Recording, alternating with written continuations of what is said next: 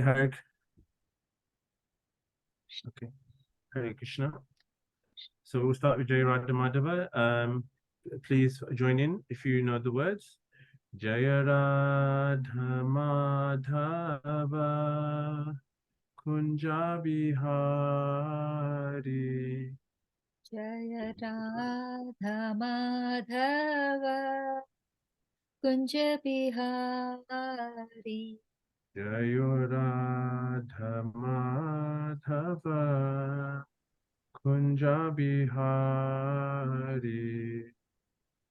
Jaya Radha Madhava Kunja Bihari. Gopi Jana Vallabha Girivaradhari. Jaya Gopi Jana Vallabha Girivaradari. Jaya Gopi Jana Vallabha Girivaradhari.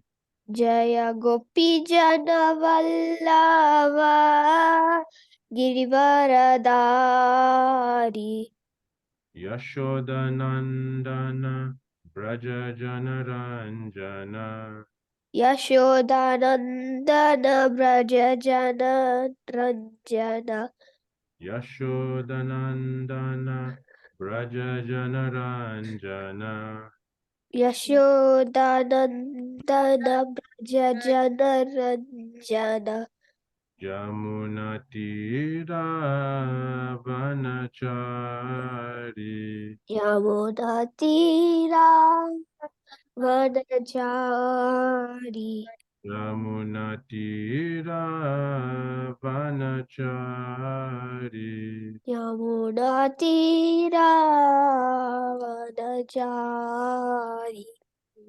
Jai Radha Madhava Kunja Bihari. Jai Radha Madhava Kunja Bihari. Jai Radha Madhava Kunja Bihari.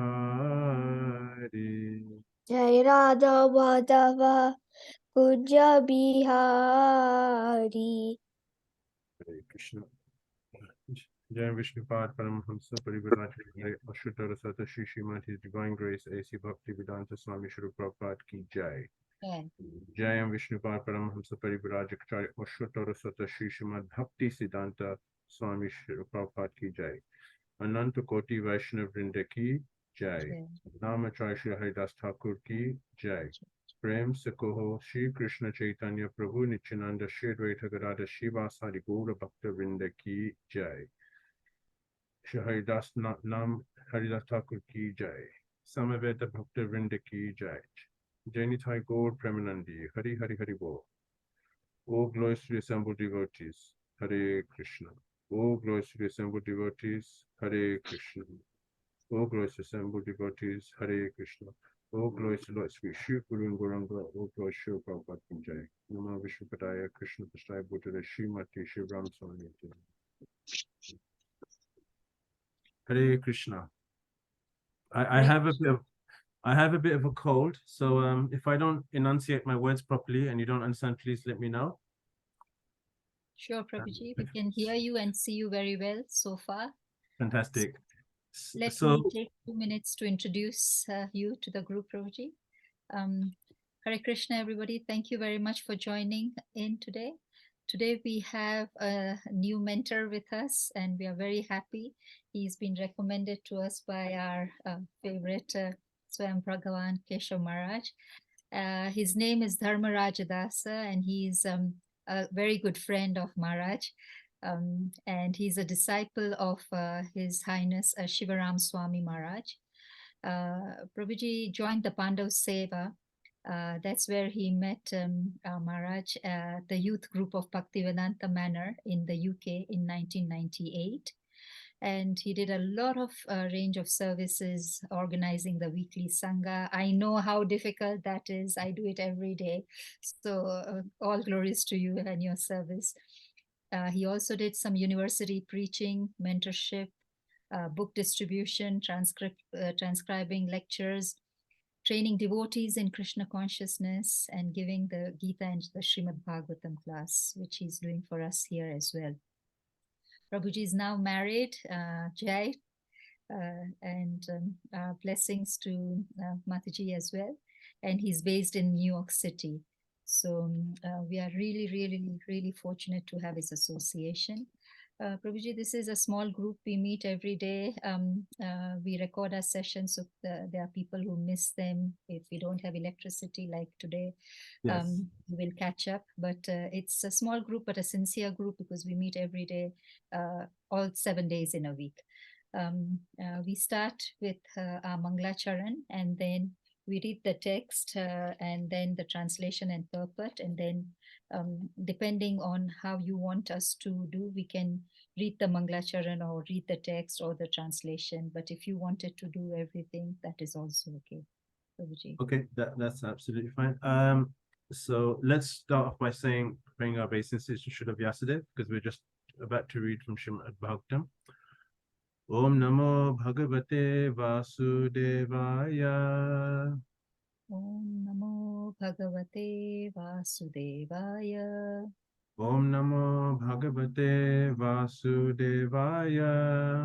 Om Namo Om Namo Bhagavate Vasudevaya. Om Namo Bhagavate Vasudevaya. Om Namo Bhagavate Vasudevaya. Hare Krishna. So today we will be reading from Srimad Bhagavatam, Canto 1, Chapter 19, Verse 5. So I will read the verse, and then you will repeat after me. I'm not sure if we will have time for people to pronounce it, but we will try to do this in an efficient way. So I'll say it first. Okay. Atovya ye mam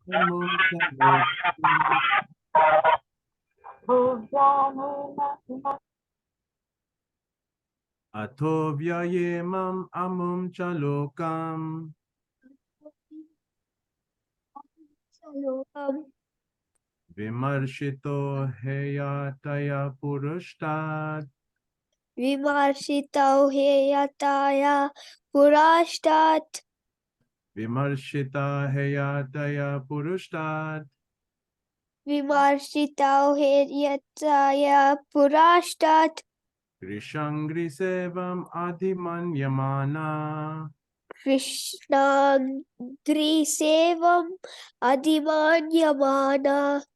Krishangri sevam adhimanyamana. Krishnagri sevam adhimanyamana. Upavishad prayam amrityanadyam. Upavisat prayam amartyanadyam. Upavishad prayam amartyanadyam. Upavisat prayam amartyanadyam. Ato vyayemam amum chalokam. Ato vihayemam amum chalokam. Vimarshito heyataya purushtat. Vimarshitau heyata purashtat. Krishangri sevam adhimanyamana. Krishnagri sevam adhimanyamana. Upavishad prayam amrityanadyam. Upavishat prayam amartyanadyam. Okay, so I'll go on to the synonyms, the word for word. So I'll say it, then you'll repeat after me. Ato, Atho, thus. thus. Vihaya, Vihaya, giving up. giving up. Imam, Imam, this. this. Amum, Amum, and the next. and the next. Cha, Cha, also. Also. Lokam, Lokam. planets. planets. Planets. Vimarshito, Vimarshito. all of them being judged. all of them being judged. Heyataya, Heyataya, because of inferiority. because of inferiority.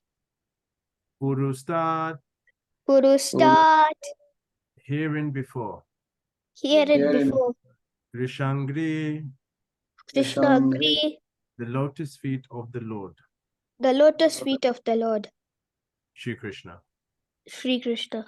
Sevam, Sevam, transcendental loving service. transcendental loving service. Adi Manayamana, Adimatyamana, one who thinks of the greatest of all achievements. one who thinks of the greatest of all achievements.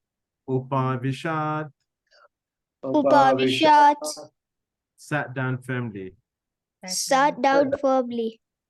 Prayam, Prayam, for fasting. for fasting. Amrityanadyam, Amrityanadhyam, on the bank of the transcendental river, the Ganges or the Yamuna.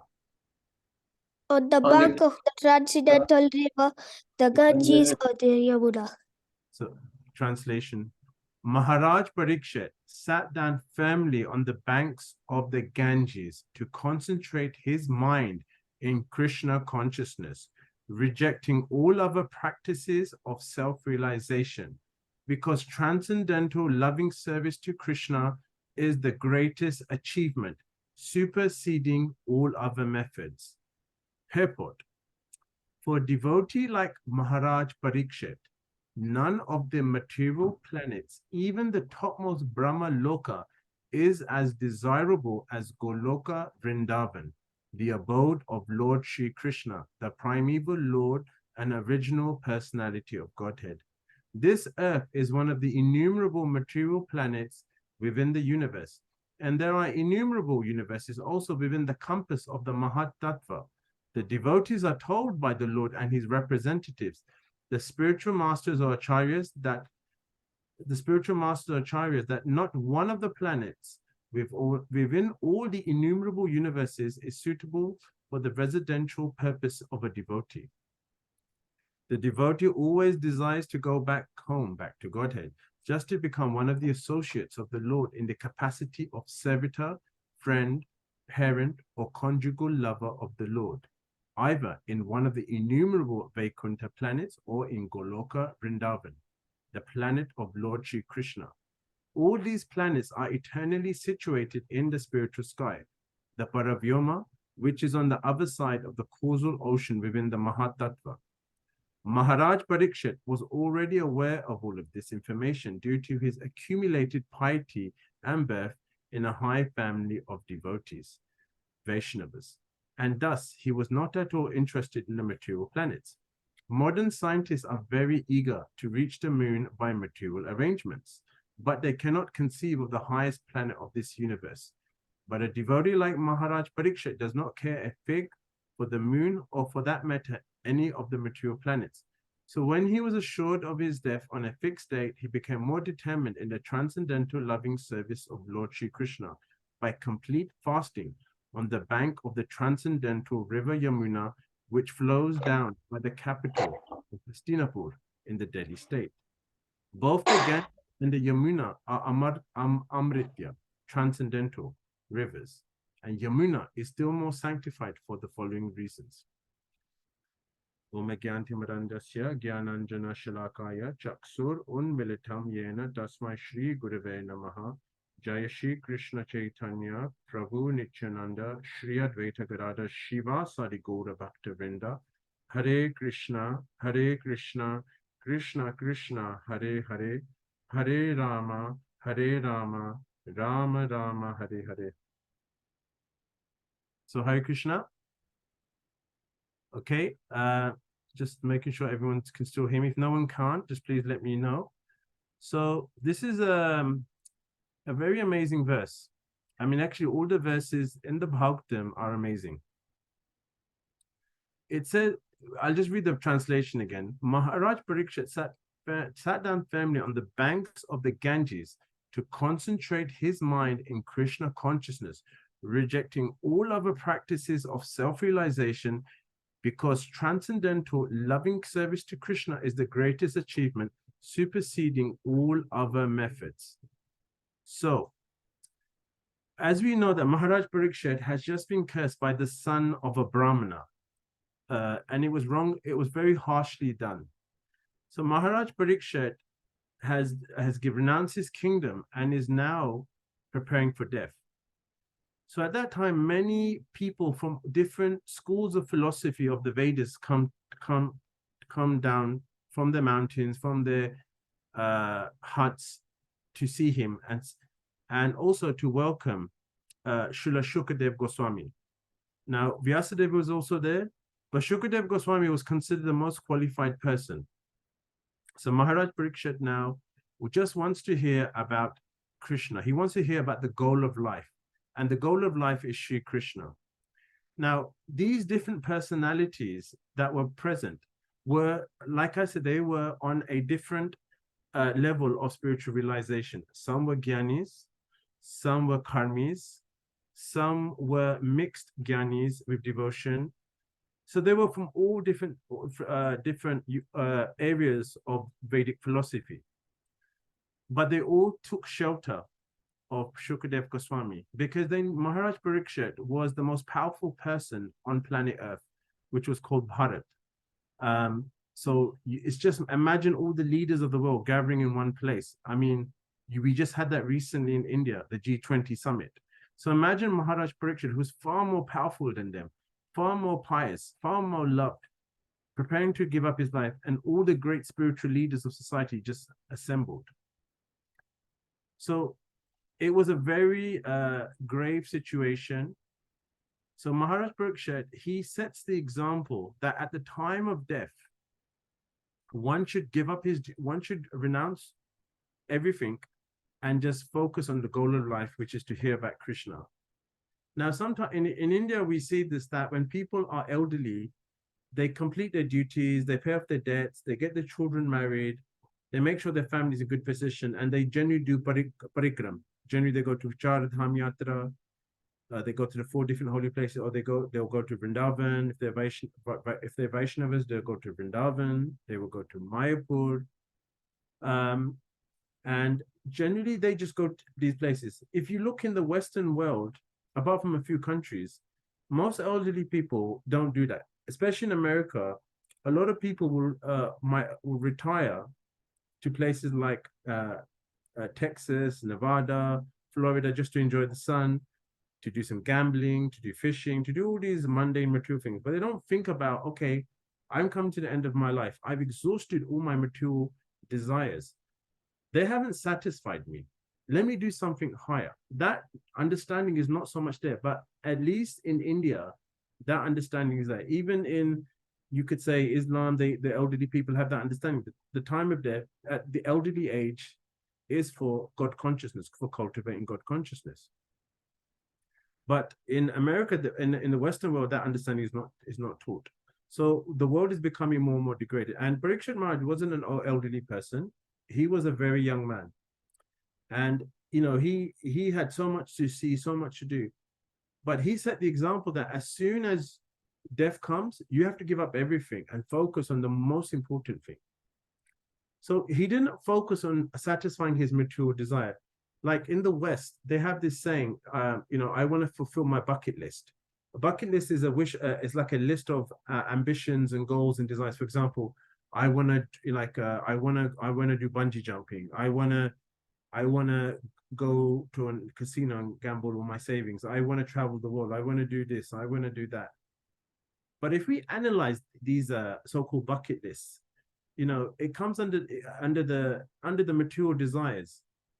You know, it's meant to bring happiness, but so all these desires, material desires, and its resultant result, which is happiness, can fall into 3 categories. So the first one is that you aspire for something and you don't achieve it.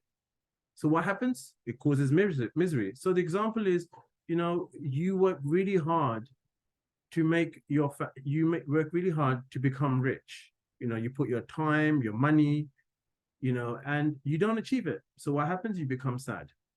Second, you aspire for something. You do achieve it, but it does not live up to your expectation. We hear of people who have won the lottery, who've achieved something wonderful, but when they achieve it, it's the novelty wears off. It doesn't really satisfy them, so they suffer from misery. We see this with celebrities all the time. They've worked very hard to achieve something, and when they get it, there's no satisfaction. They turn to drugs. They turn to alternative forms of so-called happiness, which is, again, it doesn't live up to its expectation.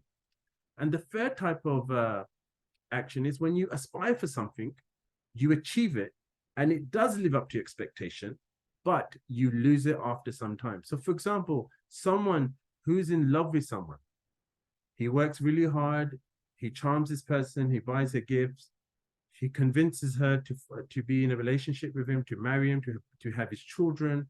They grow old together, and then she dies. And what happens? He's back he's in misery again. So no matter what you do in this material world, it will always lead to misery. It cannot satisfy you, because the nature of material world is full of suffering, and it's temporary. It cannot lead you to satisfaction. So Maharaj Parikshit knew this. It's explained that he came from a very pious, very cultured, very qualified family. He was trained in Vedic philosophy. He understood the goal of life. He understood the principles of karma and reincarnation. He understood. He wasn't someone who wasn't spiritually qualified. He saw Krishna in his mother's womb when Ashwatthama threw the Brahmastra to kill him, and Krishna saved him. So he was fully conversant with the teachings of Krishna consciousness. But at this moment in his life, he was able to apply what he learned and set an example for the rest of the world. Because in Bhagavad Gita, what does Krishna say? He says, whatever action a great man performs, the common men follow. So Parikshit Maharaj, being the emperor of the unit of the world, set the example that at the time of death, you must surrender to a spiritual master and hear Krishna Katha. So basically, why Sri Krishna? Why is Sri Krishna the ultimate goal? When we study Bhagavad Gita, when we study Srimad Bhagavatam, which are the essence of the Vedas, we understand that Krishna is the supreme personality of Godhead. Krishna stu Bhagavan Swayam. In the first verse of the Bhagavatam, it says, Om Namo Bhagavate Vasudevaya. It's referring to Krishna. Krishna says in the Bhagavad Gita, chapter 15, verse 15, he says, Vedascha Sarver Aham Eva Vedyo. He says, I am the goal of the Vedas. And what is the means to worship Krishna? What is the means to develop love for Krishna? Krishna says, Bhakti Amam Abhijananti. Devotional service. Bhakti is the way to understand me. Bhakti means an emotion, but Prabhupada translates it as devotional service, because to invoke love for Krishna, we have to work with Krishna. We have to work for Krishna with love, with devotion. It has to be favorable. It has to be with knowledge. It has to be with remembrance. It has to be done in a way that Krishna is pleased by us. So one of the ways Parikshit Maharaj did that was by hearing about Krishna. He heard about Krishna's avatars. He heard about how the universe is created. He heard about the great devotees. And finally it came to the 10th canto, where it talked about how the Vrajavasis, how they loved and worshipped Krishna. So Maharaj Parikshit, he knew this and he demonstrated this. He rejected material desires. He was so focused on Krishna and cultivating his Krishna consciousness that he realized that material desires and attachment is just, what is it? It's just garbage. It doesn't fulfill you, because the soul is made from spirit, and the spirit is hungry. It's hungry for transcendental service, because that's the way the soul is made. It is said in Chaitanya Charitamrita, the soul is the eternal servant of Krishna. So, the example is given that we're like a nail, and the nail fits in a machine. And if you take the nail out of that machine, that nail has, when I mean nail, I mean the screw, not the fingernail. The screw has no purpose. It has no utility. But when you put the screw back in that machine, it has purpose. So we are like that screw that's come out of that machine, and that machine is Krishna. So we have to connect to that machine so we can serve Krishna. So we will have purpose, and then the soul will naturally be satisfied. Because if you think about it, no one wants to die. We don't want to grow old. We don't want to suffer from disease, and we don't want to die. But material desires can't satisfy that. I remember about 10, 15 years ago, I was hearing about how people who had terminal diseases, they would freeze themselves. I forgot the chemical they used, but they would get their bodies frozen. So in the future, when medical science is so advanced, they can cure their illness and revive them so they can live forever. But this is like a post-day check. You're saying one day it's going to happen. It's never going to happen, because the body is designed to decay. The body goes to 6 transformations, as we know. It can't last forever. This body is temporary, it's full of suffering. So hence we will be like I gave the 3 types of action that lead to 3 types of misery. It will be just the same. It will lead to misery. You cannot do it. So the experience now, this pastime is very much it reminds me of Gopa Kumar from the Brihad Bhagavatamrita. Some of you may have read Brihad Bhagavatamrita. Brihad Bhagavatamrita is considered to be like a sequel to the Bhagavatam, and it actually happens during the time after Shukadev Maharaj, Shukadev Goswami stops speaking the Bhagavatam, and Parikshit Maharaj speaks to his mother, and she asks him to summarize the Bhagavatam, and he says, well, I can't do that, but I'll explain it in another way. And he tells the story of Gopa Kumar and Narada Muni. And basically, this is happening between the time it finishes the Bhagavatam and the time the snake demon comes to kill Parikshit Maharaj. So in it, the one particular story is very fascinating. It starts from the second book. It's the journey of Gopa Kumar, who's a Vrajvasi, and he receives this mantra from his guru, the Gopal mantra, and he chants it. He has no spiritual knowledge. He's quite naive, innocent. He's a cowherd boy. But by chanting this mantra, he just develops this desire to find Gopal, who is the Gopal.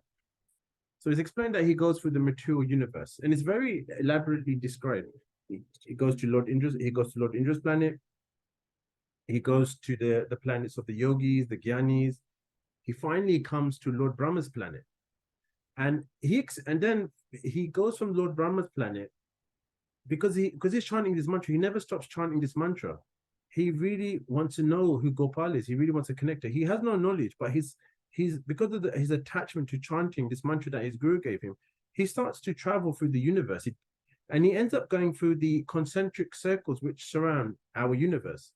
And these concentric circles are made up of the different elements of the material world. There's 8, and it's explained that they're called in the Brihad Bhagavatamrita, they're called Avarana. And it's explained that in each Avarana there is a presiding deity of Vishnu Tattva deity who prescribes of that. So, for example, in the element of water, the Matsya avatar is there, and it's described that he experiences opulence that he's never seen before, that cannot exist in the material world. But it's still material, and it's somewhat spiritual, because it's especially on the water element, it's very close to spiritual, but still he's not satisfied. So this Gopal mantra is developing this desire to keep going forward. Then he comes to Mahatattva. He goes to Maheshta. He comes to the Vaikuntha planet, and he meets Lord Narayan. He has his association, and while he's in the assembly, because in the Vaikuntha planets, the way you worship Lord Narayan is by awe and reverence. You can't get too close to him. You can't hug him. You can't speak to him intimately. And so he's very dissatisfied. So he one day says, "Hey Gopal." So then the Vaikuntha people are very disturbed. They say, "Why are you saying this for? This mood is not really followed here." So Narada Muni is there, and he sees this, and he takes Gopal to Gopa Kumar to the side and says, what you're chanting is not really appreciated here, because everyone here is in Aishwarya Bhav. They're in the mood of worshipping Lord Narayan with one reverence. You have to go further. So then he goes to Lord Ram's planet. And again, Lord Ram's planet, he's not satisfied. Now remember, he's on the spiritual planet. this Gopal mantra is taking him further. So even though you get Lord Ram's planet, the Vaikuntha planets are spiritual, and it's amazing to get there, he wants to go further. His determination to keep going because of him chanting the mantra is and rejecting anything below the service of Krishna is like so amazing, so profound, that he ends up in Goloka Vrindavan. And when he sees Krishna for the first time, Krishna hugs him, and Krishna says, "Where have you been? I've been waiting for you for such a long time." And then he's satisfied. So, so basically, and like it's explained that Gopa Kumar, he was giving up material desire, he was giving up all these different desires. You know, he was going through all the stages of the yoga ladder, and he went through what Prabhupada calls the indirect path to go back to Godhead. And Srila Prabhupada has made it so easy for us. He's giving us the direct express path, which is the path of devotional service, which is chanting Hare Krishna, associating with the devotees, reading Srimad Bhagavatam, worshipping the deity, and going to the Dham. Just these 5 things, and because there's you know, we know there's many items of devotional service. Just these 5 items of devotional service will invoke love of God, will invoke our natural attraction to Krishna. Prabhupada has made it so easy. We don't need to go through the path that Gopa Kumar came. We can go straight to the top. And you know, and by doing that, we can, you know, achieve the goal of life, which is love for Krishna. And there's a wonderful example given in Laghu Bhagavatamrita. It's talking about how, because bhakti, if you analyze bhakti, it's made up of different elements. There's action, there's karma in it, there's dhyan, which is meditation, there's gyan, which is knowledge, and there's bhakti, which is the emotion. Now, it's explained that when a personality is practicing each of these elements, he gets an experience of Krishna. So, but it's not complete. So if he practices dhyan, he practices karma, he practices gyan, he will get an incomplete realization of Krishna. It will not be complete. But when he practices bhakti, all these different elements combined, and he has the full, complete realization of Krishna. So, you know, so for example, it's like someone telling you about something, but you can't really see it. Or you smell something from that place, but you can't really experience it in its totality. But bhakti allows you to experience the ultimate reality in the ultimate degree. So that is the power of bhakti. That's why that's why the 9th chapter, I think it's the 9th chapter or the 12th chapter, I can't remember at the moment. It says that Krishna says is the king of knowledge. Bhakti yoga is the king of knowledge. You know, by this many great personalities have achieved perfection. Now, I don't want to like discount people going to Lord Ram's planet or Vaikuntha planets. If you do that, that's amazing. But we as Gaudiya Vaishnavas, we as devotees of Lord Shri Krishna, we are aspiring for the mood that Srila Prabhupada had, which is to preach Krishna consciousness, so we can attract the mercy of Krishna, so we can practice when we die, spirit Krishna consciousness, intimately associate with him. So this is very profound. So you know, like in the purple, Srila Prabhupada, it says that, you know, the spiritual masters have confirmed that not one of the innumerable universes is suitable for the residential purpose of a devotee. There's a famous statement by Bhaktisiddhanta where he says that this material world is like a toilet. It's not fit for a gentleman. You know, just do your business and get out. You know, so no matter how opulent, how clean, how something you do, it will always be a dirty place. So like Prabhupada said once, you know, like if you put air freshener, if you put a scent in a toilet, does it make the toilet a clean place? No, it doesn't. It's still a dirty place. So the material world is like that. So you can try to build a mansion, you can try to do this, do that. It's still a dirty place. It's still full of suffering, still temporary, and you're going to die, you're going to suffer. So Prabhupada says, you know, give this one life to Krishna, practice bhakti yoga. And bhakti yoga is not a sentimental process. It's actually a very scientific process. It has different levels are outlined, and it tells you how to practice each level. And the way to do all that is by reading Prabhupada's books diligently, having sangha, associating with advanced devotees, like, you know, and discussing. By doing that, you get the spiritual strength to practice bhakti yoga. So, you know, like we think like, you know, like, you know, maybe not now, but maybe like, I remember growing up in the 80s. I'm from London, and I used to think, you know, like, because I used to watch a lot of American TV programs. So I was like, you know, 10 years old. So I'd watch all these American pop culture programs. And I would be like, you know, America's like Disneyland. Everything is amazing there. You know, everyone is good looking, everyone is rich, everyone is kind, everyone is this. You know, and when I got here, it wasn't like that. It's actually pretty bad. But you know, it's just that Maya makes you think like that. That the material, you know, America is this amazing country, or England is an amazing country, or Japan, or whatever country. It's her way of tricking you to fall into this trap. So, you know, the whole world, especially in India, they desire to come to America because America is the place to become materially successful. And if you work hard, you have the karma for it, you will become successful. But you will not be satisfied because, again, if you don't get it, it leads to misery. If you get it and it doesn't meet your expectation, it leads to misery. If you get it and it meets your expectation, you lose it, it leads to misery. You cannot be happy. And then you're going to be like this this wild monkey that just going to one place to the other. You know, you won't be able to live in the present. So this is why we should not fall into this trap that material world is our home. It cannot be a home. Yes, there are nice places. We should be in a place which is safe, conducive for spirituality, you know, like, and that will help us, but that's fine. But we should not think that we can decorate this place in such a way that it will be our eternal home. It's like, you know, we read about the pharaohs of Egypt. When they used to die, they used to they used to put their treasure in tombs next to where they were buried, because they would take that treasure to the afterlife. But you know, we can't. It doesn't work like that. You know, so we can't do that. I mean, I've heard of people, you know, being buried with all their money. I mean, as if they can take their money with them.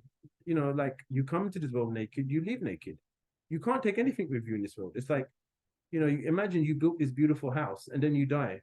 In your next life, you'll come back as an insect living in that house, and no one will care about you. They'll probably kill you. They'll see you as a pest. So this is the problem with the material world. It's deceptive. It's booby trapped to make us fall into this illusion that this is our home, but it's not. We read, you know, so Maya, as we know, you know, she has two aspects. She throws you and she covers you. So she makes you think, she makes you attracted to the material world, and then she covers you. Then you kind of get absorbed in the filth. So, for example, you get the body of a pig. You know, the body of a pig is abominable, and then, you know, the pig eats its own stool, and the pig enjoys that. So then it covers you even more. So this is what Maya does. She throws you and covers you. There's no good in that. So we have to always read Srila Prabhupada's books, associate with devotees, read and, you know, and associate with advanced devotees, chant Hare Krishna, visit the Dham. So we can always remain fixed and understand that this material world is not a home. The highest goal is Shri Krishna. So I like this statement that Maharaj Parikshit, he says, but a devotee like Maharaj Parikshit does not care a fig for the moon, or for that matter, for any of the material planets. So when he was assured of his death on a fixed day, he became more determined in the loving service of Krishna by completely fasting on the banks of the transcendental river Yamuna. You know, we recently heard about India landed a spacecraft on the moon. I mean, it's, by technological standards, it's amazing. It's very good. But you know, what did they see there? They just saw, like Prabhupada said in the 60s. What did they achieve by going there? They didn't actually go to the moon, because the moon is in a different realm. It's a subtle planet. You cannot physically go there with this body. It's not possible. I mean, they spent billions of dollars and just went there. That money would have been so much better, you know, helping people, feeding people, building infrastructure, or spreading the teachings of the Vedas, of Bhagavad Gita, helping people understand the goal of life. But that's the problem with Maya. We want to accumulate material wealth. We want material prestige. We want to advance our technology. But the thing is, no matter what we do, it will always be temporary and full of suffering. It's like, if we analyze technology over the years, you know, like when someone gets X-rayed, I was reading that X-rays actually can lead to cancer. Microwaves, people have microwaves, they warm up food, completely unhealthy. It can lead to bad health. You know, so there's so much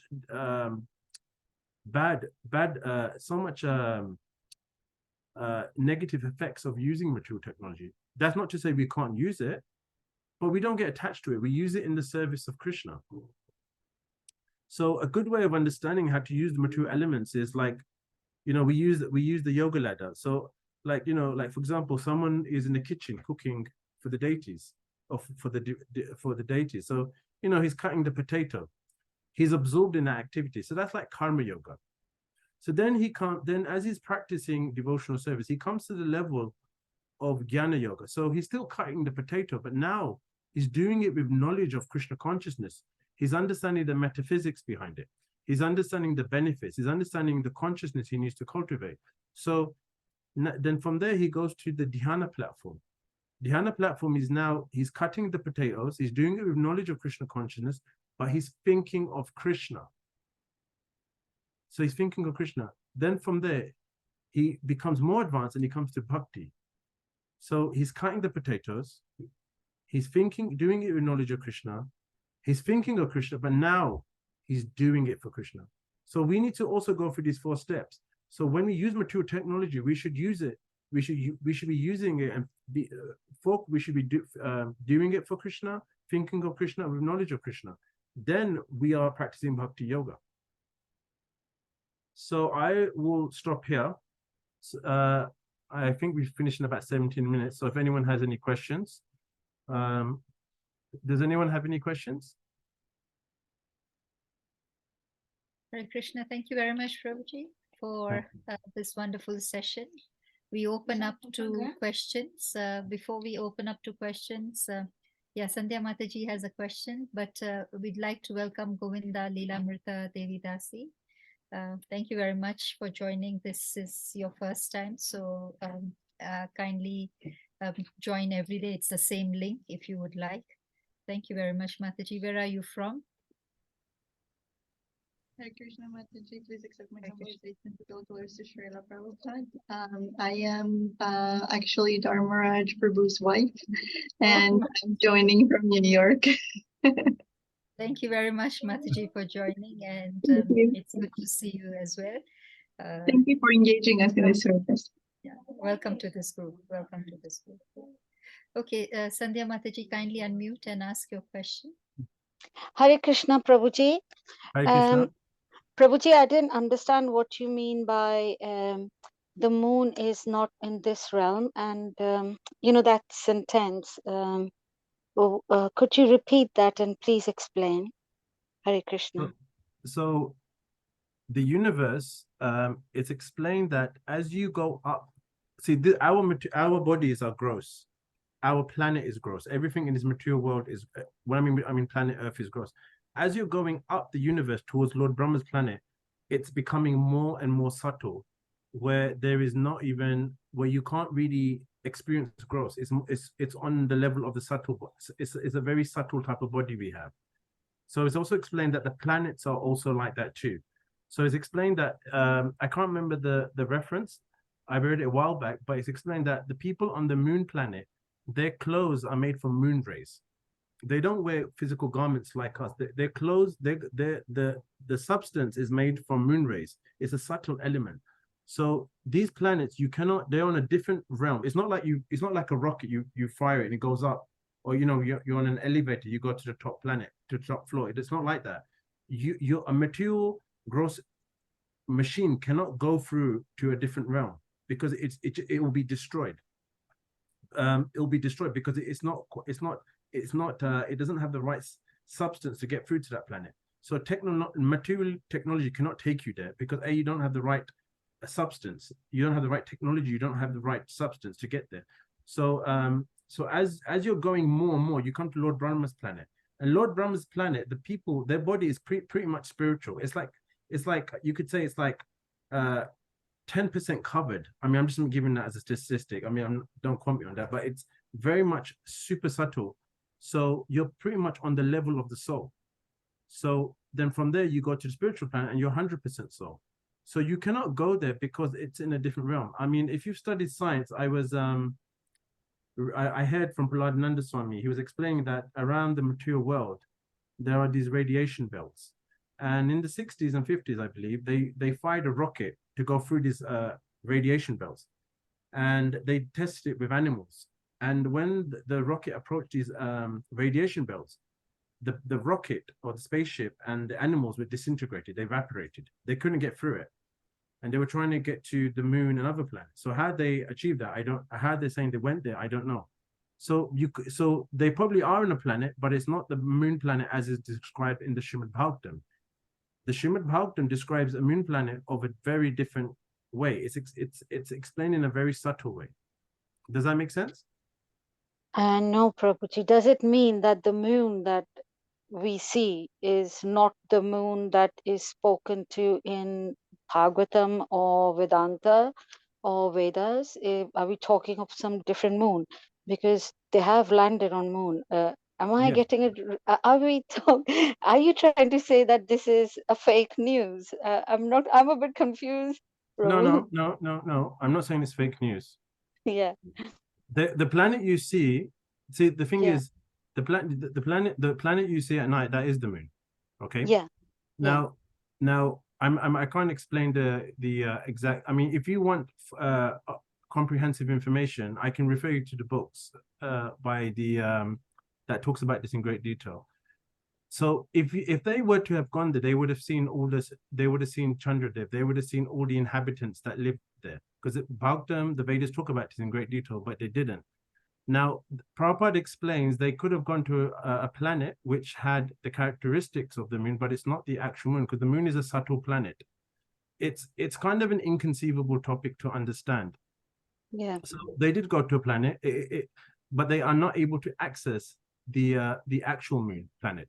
Prabhuji, it is quite possible that by our human eyes we can't see Chandradev. Maybe he's there, but we don't have that 7th, 8th, 9th, 10th sense to sense Chandradev. Yeah, it's very confusing. I'm totally confused, actually.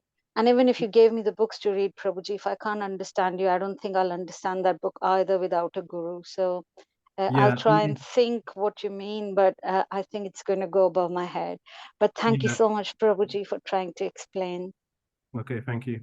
Thank you, Prabhu. Next question. Panchali Mataji, kindly unmute and ask your question. Hare Krishna Prabhuji, thank you for the wonderful class. Thank you. Not a question, just continuing on the topic. It is a very, very controversial topic. Prabhuji rightly explains there are many references in the Shastras. The moon is referred to as Soma, the Soma planet, and it is splattered all around in the Shastras how the Soma is in the north, in the very north, and even beyond the sun. So just as people who live on the sun planet, please do correct me, Prabhuji, if I'm going wrong anywhere. No. Please continue. Just as in the sun planet, if people are to visit the planet, or the people living in the sun planet, they need to have a body which can endure the heat of the sun. Similarly, to be able to live on the moon planet, which, as you rightly said, is a subtle planet, and as we go above, I mean, Brahma Loka is the topmost material planet, and that is as we go above, you know, from the Bhuloka, from Earth towards the higher planets, our bodies from gross materials, from grosser becomes slowly it goes towards the spiritual, and hence the gross materials becomes finer into the spiritual material. So the moon planet we are talking about, because it is very high,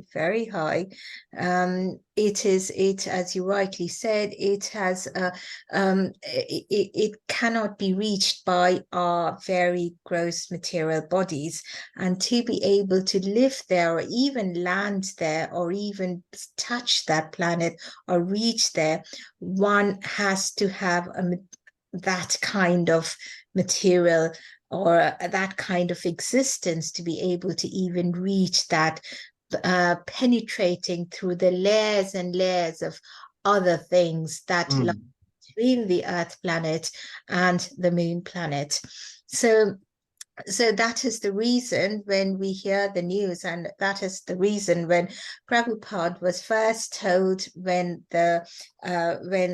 people landed on the moon the first time, Prabhupada so vehemently he denied it and said that is not the moon planet because you cannot reach there.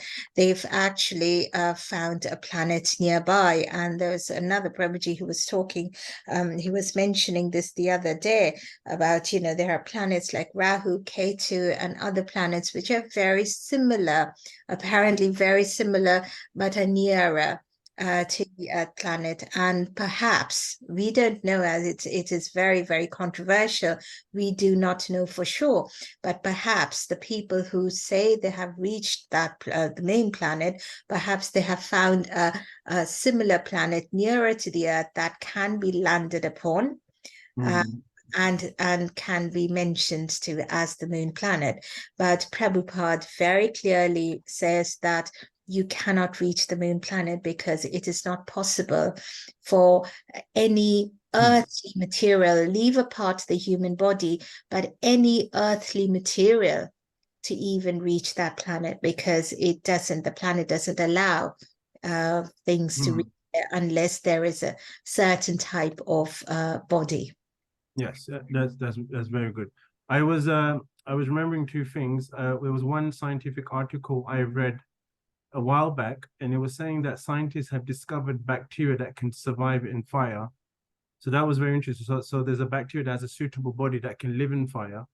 And then I was also remembering how Gopakumar, when he was going through the concentric circles of the universe, his body would change to the different elements, and it's explained in the purport that if he was to go through each of the elements of the universe, the avaranas of the universe, with a body not suitable to that, his body would be destroyed. So his body had to change and adapt to that particular element to be able to survive. And think, I mean, we can see it. I mean, our body's not suited to living in water. I mean, if we would go to the depths of the ocean, our body would be destroyed. I mean, we see that even in this material world.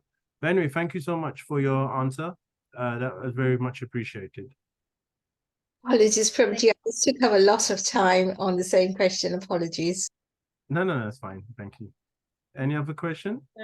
Yes, Prabhuji, even I would like to, the way I navigated this was like the other planets have 7 moons or 5 moons as we are. So the moon in the Shastra, the Soma that we are talking about is a different one, because there can't be so many Somas in different planets. So I think that is the way I understood it. But I think the explanation that Mataji and you gave, I think you need this subtle body. And just 3 hours drive from my place, there is a place called Baringo, where they have these geysers, where there's hot water coming out of the earth. And there they have found thermophiles, which are these small bacteria that lives in 100 degrees centigrade. So there are, I mean, you just put a potato and it boils in just 2 seconds. So the water coming out of the geysers is so hot. And there we have found bacteria living. So yes, there are organisms or life living in conditions that we can't conceive. We don't know nothing about this material world, and what to speak of different things outside our experience. I mean, I can't remember the exact statistic, but they were saying something about, they were talking about material energy, and they were I think it's called dark matter or dark energy. I can't remember, but they were saying that that's what makes up space, and they don't really understand it. So there's so much we don't understand, and even the universe, even the oceans of the universe, we haven't really discovered it. So there's so much we don't know. So, and we're always discovering so-called new species and new things, so it just shows our ignorance of the world. Thank you very much. There is a question from Vishaka Mataji. Vishaka Mataji, kindly unmute and ask your question or comment. Hare Krishna, Mataji and Prabhuji. It's not a question. I just wanted most of it. Panchali Mataji has explained, and I was thinking on the same line. Just one thing to add. Somewhere I heard or read that actually it's in our scriptures that moon actually the distance from Earth to the sun, the moon is much further away than the sun, and the exact distance has been mentioned, how far the moon is. So the moon, it's been mentioned that it's much further away from the sun. So that's one thing whereby Prabhupada, when he mentioned that how is it possible for us to get there when itself sun, for us to reach the sun is difficult, moon is even further than that. And the other comment was that the moon helps the vegetation, like it helps our earth vegetation gets ripened out, it ripens the vegetation with the help of the moon. Now if the moon doesn't have any vegetation in that planet, as we've heard or as we've seen, whoever has gone to moon, then it does not add on, like itself helps the vegetation of the earth, then how come moon itself doesn't have any vegetation? So it's just a comment, like, this is something I have read or heard as well. Thank you. Okay, thank you. Thank- Any other question? Thank you very much, Mataji, for that question and comment. We have now just 2 minutes left, so I will hand over to Path Prabhu. Path Prabhu, Hare Krishna. He is our mentor. He is the president of the Eldoret Center. And because of the, we are very fortunate to have him, and he supports us on our Zoom platform. So Prabhuji, I hand over to you. Hare Krishna. Hare Krishna. Hare Krishna. Thank you very much, Prabhuji, for your nice and wonderful class. Yes. Will you explain so many answers of the questions about the other planets? Other planets are described in the Shastras, but it needed this subtle body. It is not like this body, we cannot go that one. And we're supposed to change all the things. So in the present scenario, there is the modern science and so-called, we're supposed to go to here and there. It is not true like that according to the scriptures. Somehow we will find that one. Where are you going? That is not the right planet. But let's you are giving the right answers. Also, Panchali Mataji and Vishakha Mataji also giving their comments. Thank you very much, that one. Also, you're talking about the Maharaj Parikshit, this how is a great devotee. He just forgot everything and leave all this planet, palace, queen, citizens, all his children, all his family members, and come for the renunciation. That is the main thing we're supposed to be focused, that one. So how a devotee is supposed to be like that? So could you In repeat all your this question? Pardon? Are you asking a question? So were you making a No, comment? no. I'm not asking question, Prabhuji. Just this by realization about your. Okay. Prabhuji. Yes. I think you did a hard proper, maybe some internet challenge, but it's a nice class, Prabhuji. Thank you very much for a wonderful class and also answers. I request all the devotees, please unmute and chant Hare Krishna mantra for glorification of His Grace Dharmraja Prabhuji. Please join.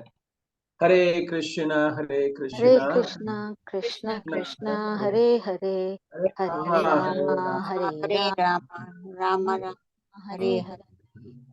Vancha kalpatarubhyasya Kripa Sindhu eva cha Panebhyo Vaishnavibhyo Namo Patisnavibhyo Namah. Vaishnavibhyo Namo Namah. Srila Prabhupada ki jai. Jai. His Grace Dharmesh Prabhu ki jai. Jai. Thank you. Thank you so much. Thank you so much for this opportunity to serve you all. I'm going to share like an article on this topic. So it's a bit technical, but anyone who wants to get further into this moon landing, it's written by some scholarly, scientific-minded devotees. I'll send it to Mataji, and she can share it with the rest of the group. Thank you, Prabhuji. Thank you so much. Hare Krishna. Hare Krishna, Prabhu. Hare Krishna. available and your time. Thank you so much. Hare Krishna.